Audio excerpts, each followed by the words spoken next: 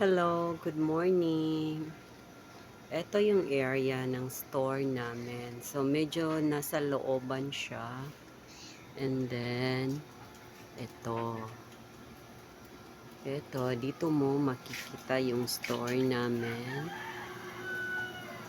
na nag-o-open from 5 in the morning until 12 midnight.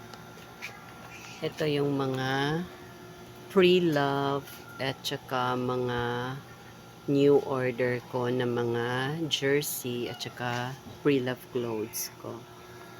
So,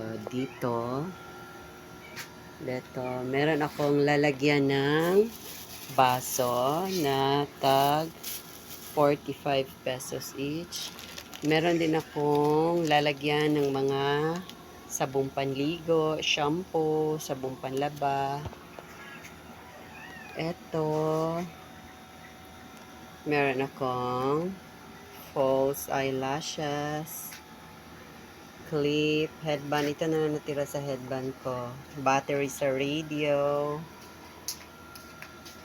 mga candies na pambata, saging, lakatan, 10 pesos, bread, ito, ice cream ko na ang laman ay polvoron, kutkutin, patatas, kotak,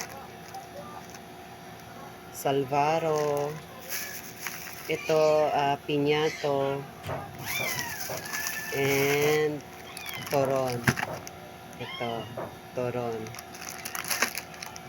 Meron pa din akong Barbie from Christmas at saka New Year's display. Meron akong robot na dapat i-assemble. Ito.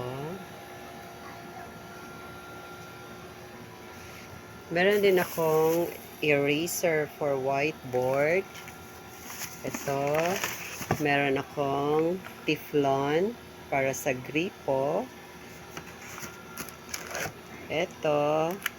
Lalagyan ng sabon, panligo, or pwede din sa dog food. Ito, meron akong hairnet. Ito, meron akong kutsilyo. Meron akong pencil box. Ito.